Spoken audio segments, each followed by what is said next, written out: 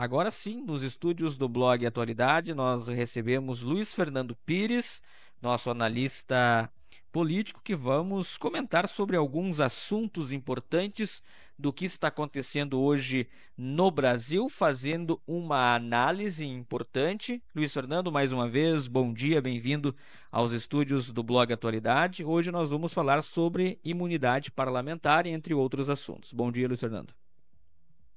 Bom dia, Jonatas. Bom dia aos nossos ouvintes, a quem está nos acompanhando pelos portais do Blog Atualidade. É um prazer sempre grande e realmente o assunto que me traz hoje aqui é um assunto que tem incomodado muito, vamos usar esse termo, porque realmente é um assunto que tem me deixado muito inquieto, que é os abusos cometidos, infelizmente, pela Suprema Corte e, em alguns casos, até uma certa omissão por parte do Congresso Nacional em dar uma resposta mais forte a esses abusos, que é a questão da imunidade parlamentar. E aqui eu vou citar um caso concreto de um deputado gaúcho, deputado Marcial Van Hatten, que é um deputado que é o segundo mais votado nessa legislatura, foi o mais votado na passada, um deputado que tem se demonstrado muito incisivo nas suas colocações, com argumentos, e aqui eu quero dizer sobre o papel do parlamentar. E quando a gente fala em Estado democrático de direito, entre a separação dos poderes, né, nós temos que ter a ciência, a certeza que o Congresso Nacional, o poder legislativo, ele tem sim o papel de legislar, o papel de fiscalizar, e a Constituição de 88, que é a nossa Carta Magna, ela diz no seu artigo 53 o seguinte, eu quero aqui, Jonatas, deixar muito claro para quem está nos acompanhando. E os deputados e senadores são invioláveis civil e penalmente por quaisquer de suas opiniões, palavras e votos.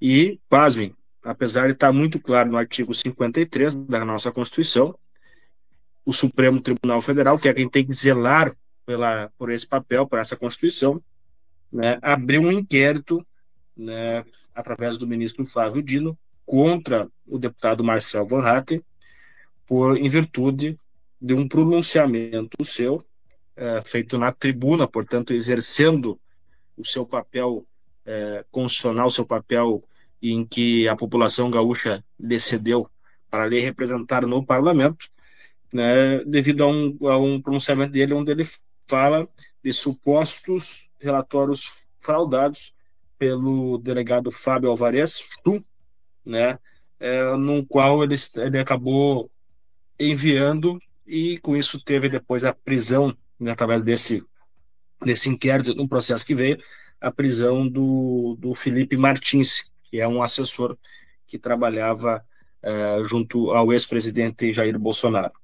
Isso aí realmente tem nos dignado, porque apesar de estar no caput do artigo 53, que os deputados e senadores são invioláveis civil e penalmente, o próprio Supremo Tribunal Federal, que são, perante a Constituição também, os seus guardiões, são a última voz em defesa do que está na Constituição, acabam não respeitando o que está lá posto e querendo, de alguma forma, no meu entendimento, milindrar ou amedrontar os parlamentares para que eles não tenham mais a sua liberdade de expressão plena e que possam justamente colocar essas opiniões deles em evidências, né, e nesse papel importante que faz, né, parte do seu exercício como parlamentares que foram eleitos pela população gaúcha. Então, fica aqui nosso repúdio a mais essa ação do Supremo Tribunal Federal, que ultrapassa a sua competência, não respeitando o que está posto no artigo 53 da Constituição, Jantes. Muito bem. Essa questão é muito importante, né? Porque pode interromper, inclusive, a liberdade de expressão dos deputados, dos parlamentares, inclusive o que aconteceu com Nicolas Ferreira. Esse agravo pode continuar acontecendo? O que pode acontecer agora nos próximos dias, nos próximos passos, que a gente está acompanhando aí um cerceamento da liberdade de expressão por parte dos parlamentares que têm a sua imunidade? pode continuar acontecendo deles sofrerem esses ataques ou isso fica apenas comentários por parte dos ministros ou pode acontecer realmente de fato ou não? Jonas, muito boa a tua pergunta, a tua ponderação e a tua reflexão em relação ao que está acontecendo nesse momento. E aqui eu quero trazer nesse debate uma frase do ex-ministro Pedro Malan, que dizia que no Brasil até o passado, Jonatas, é incerto. Infelizmente, essa é a realidade.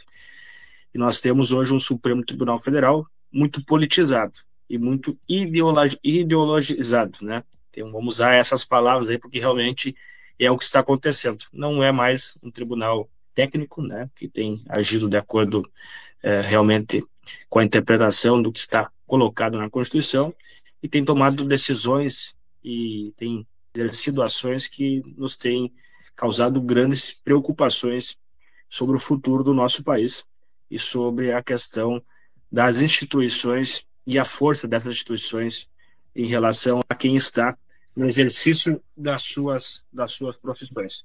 Então, nesse contexto todo, fica muito claro que o Supremo Tribunal Federal tem tomado decisões e o Congresso Nacional não tem dado a resposta necessária a esse ponto de reflexão que nós estamos colocando aqui. Por quê?